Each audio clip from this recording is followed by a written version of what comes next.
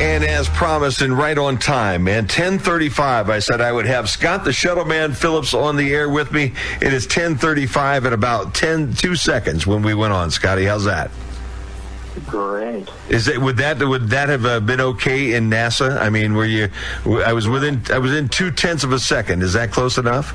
Well, I tell you what, that would have been a problem, especially coming back. It had to come right back. The shuttle, of course, had to come right back on time. And, of course, as we see in Columbia, we just had the anniversary of that date. And, we missed it by, 10 minutes there. So, yeah, time makes a difference.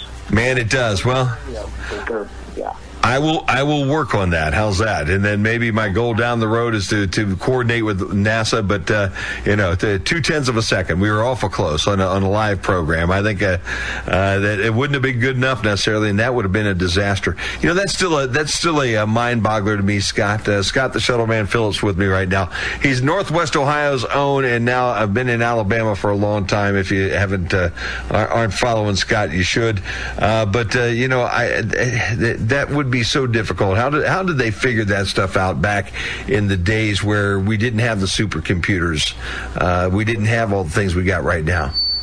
I'll tell you what, of course, I've been docent at the U.S. Space and Rocket here in Huntsville, and, of course, I'm around those guys. They're in their 80s and, of course, 90s now. And if you remember, I was about 10 years old when we landed on the moon. You were about a teenager, too. So here again, they got socks older than me. And that, gathering we had for the 50th this year of the anniversary of the moon landing. But these guys were really a dedicated bunch of folks. I mean, they dedicated their lives, to accomplishing the world's greatest. Really, they belong to the world's greatest workforce.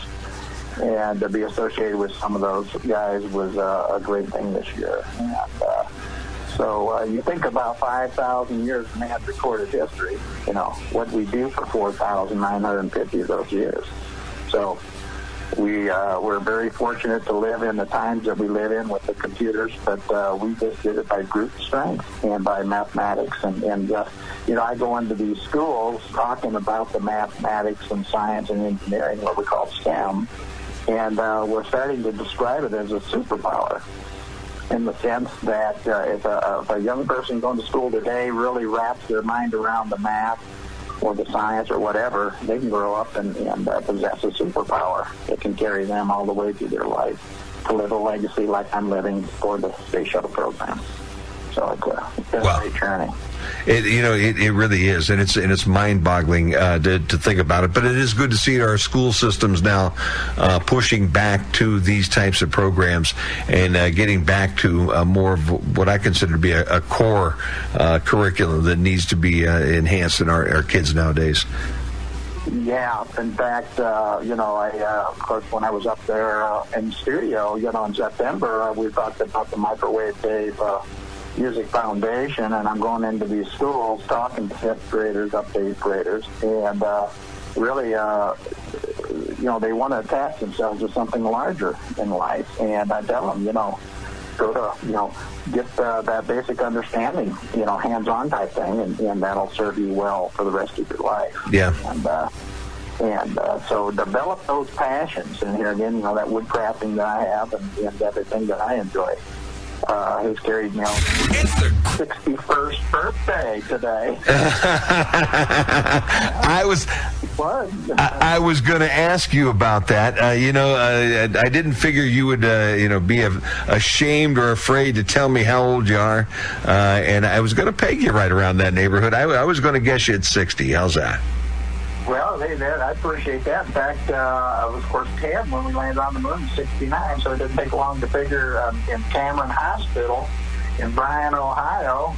I was born in February of 1959. So I'm like an old 59 vet.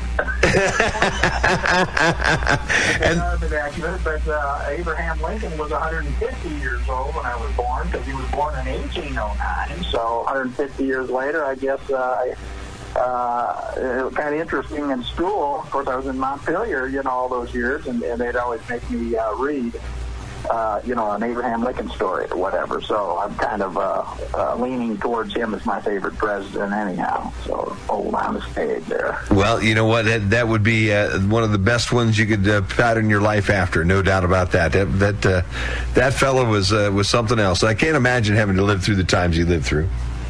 Yeah, he, like I say, I studied the history, of course, later in school stuff, and they're still finding out things about him, through technology. In fact, they're scanning what they call the mask. I just saw a special about, it's not a death mask, but they did a mask of him out of plaster of Paris. Now they're able to scan it with a computer and actually put skin to it and actually show that he had an illness. He actually had an illness towards the last of his second administration, and he aged. We thought of because of the war, all the stress, but he actually had a disease of some sort that, wow. That they're able to uncover, 211 years later, to say that, we're still learning more about him, so he's very interesting, very iconic. Yeah, no doubt about that. Are we ever heading back to the moon? Or is our space program going to be revitalized, like you read oftentimes on the news nowadays?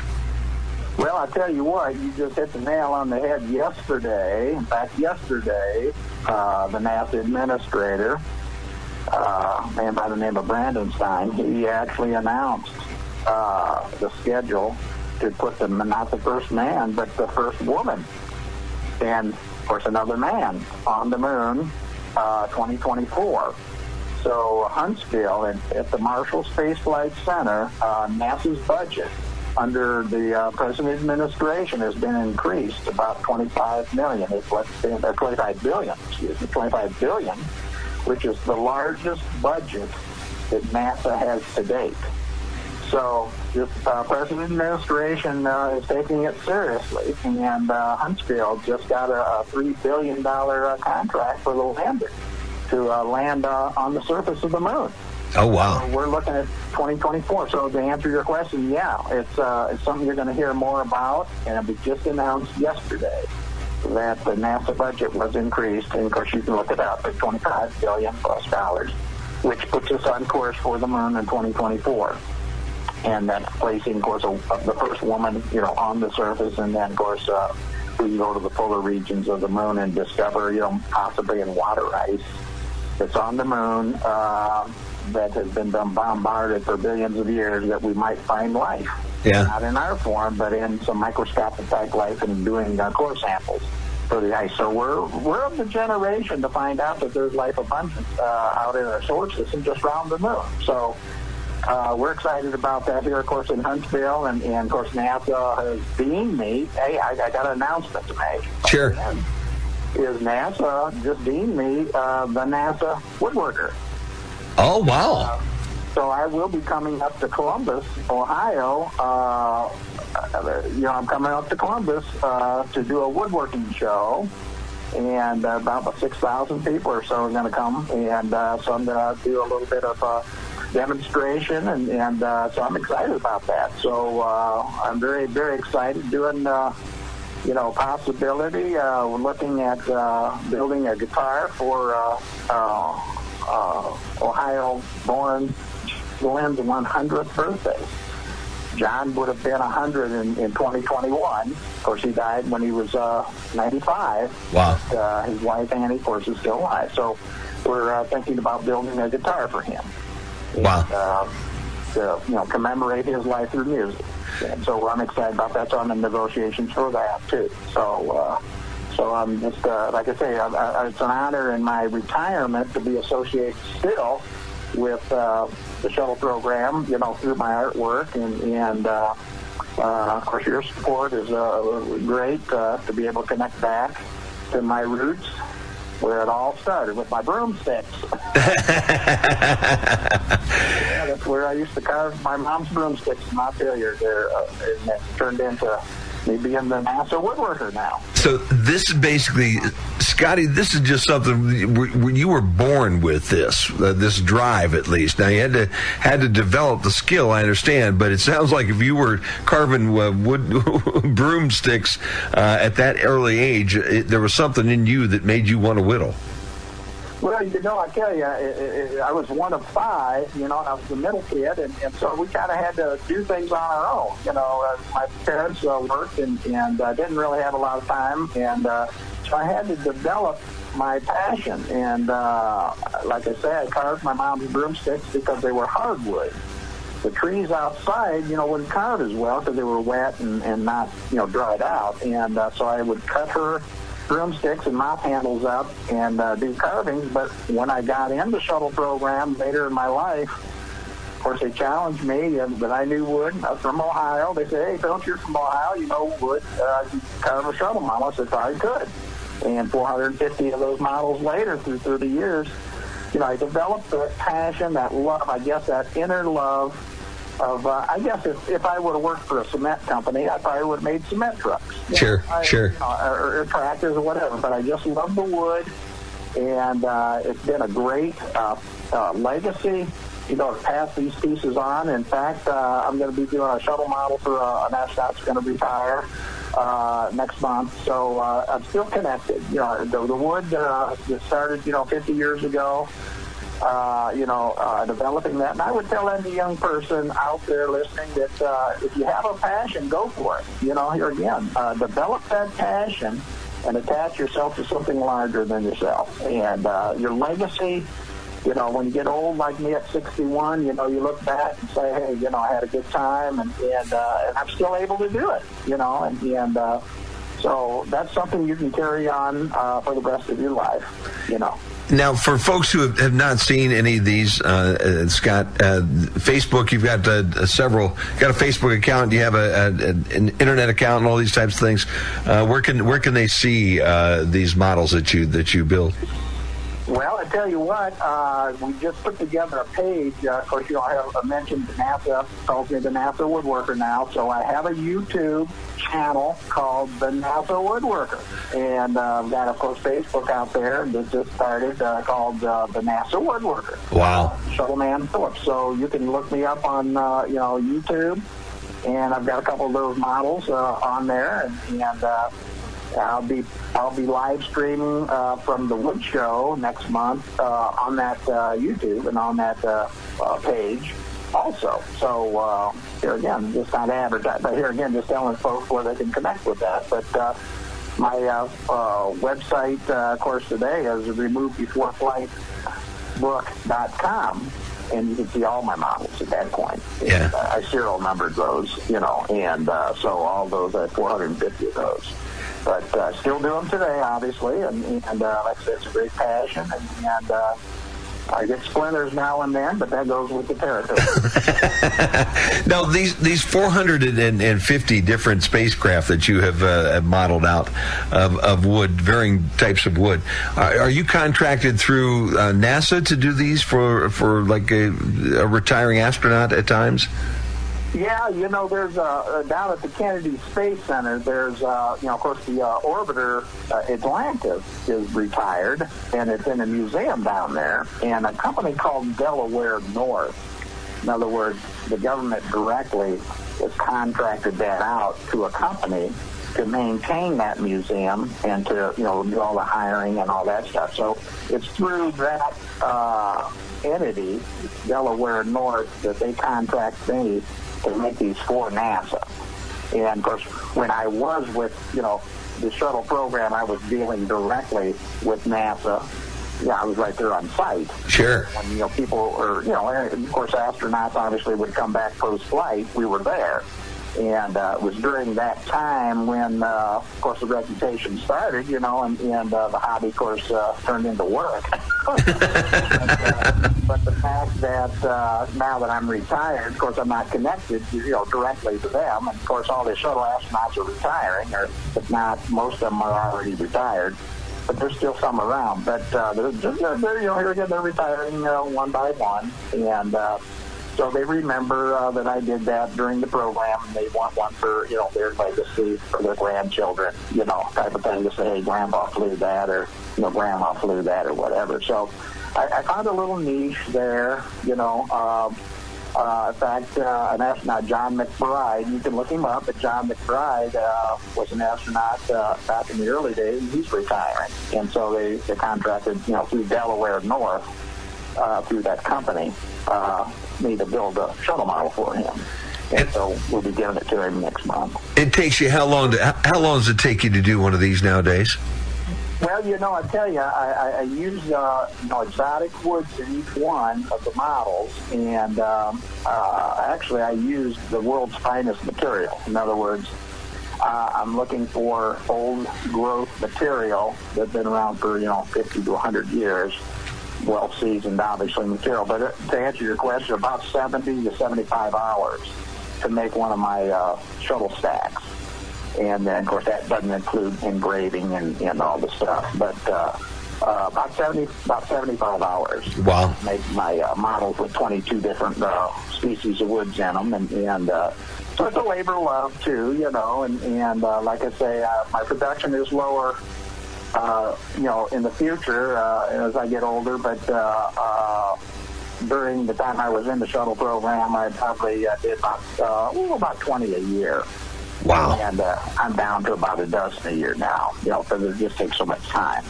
And, well, you're a retired guy now. You're supposed to slow down a little bit and, inhale the flowers and hit a golf ball or do something like that.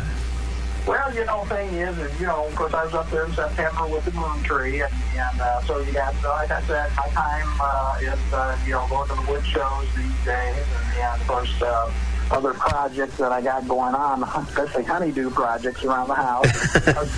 I was actually fixing the sink yesterday in our bathroom. Our bathroom we have here at a lake, and that's why I had to tear all that apart. So, yeah, it doesn't lend itself well. As the house is getting older, so I gotta shift gears a little bit.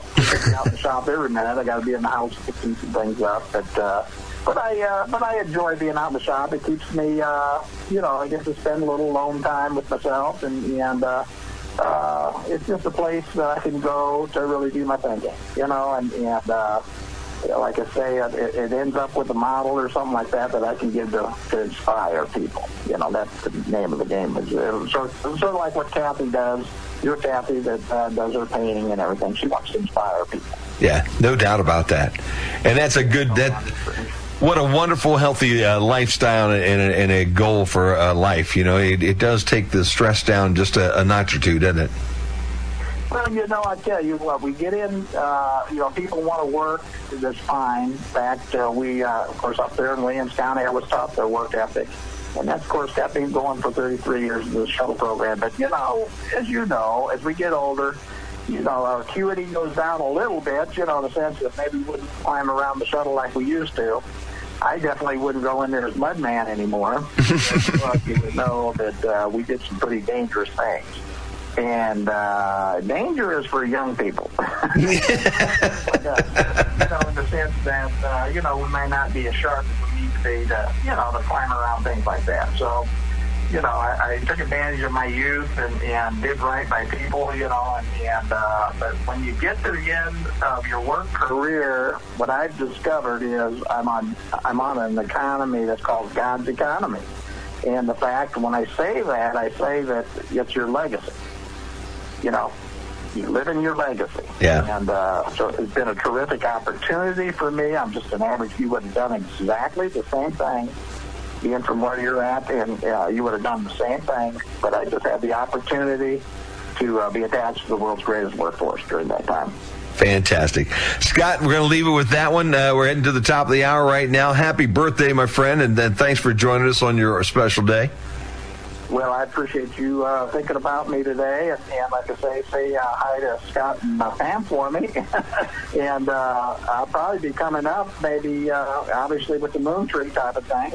Yep. What the status is on that, but hope to see you soon. Sounds good. The moon tree is growing and safely tucked away in the city greenhouse, and we're looking forward to your next visit up from Alabama. Before I let you go, what's the temperature down there today? What's the weather like in Huntsville, Alabama? Well, unfortunately, it's raining today. It's been sort of a rainy back this week a little bit. It's rained maybe 3 days in a row. So it's not real cold, but it's rainy and kind of dark. So we usually get that around this time of year. We don't get a lot of snow or ice and things like that. We get the rain. But it is raining today a little bit, so it's just a way to stay in the shop and continue on my work. That sounds like a great thing. Today up here, 20 degrees and somewhere between 3 and 5 inches of snow before the day's over. So yeah, I think my trip up to Columbus probably is going to be around March 12th, 13th, and 14th. Yep. So I'll probably see some snow there, yeah. Let's hope we get spring by that point in time, and you're the fellow that brings it up here. How's that? Oh, it sounds like a winner. Right. Scott, I appreciate the call, and hope to talk to you soon and see you soon, okay? Sounds good. Thanks, Scotty. Scott the Shuttleman Phillips here on the queue with us here as we head back into Classic Hits. It's about 5 minutes before 11 o'clock. Happy birthday to the Shuttleman today. Hope you enjoyed the conversation that we had today.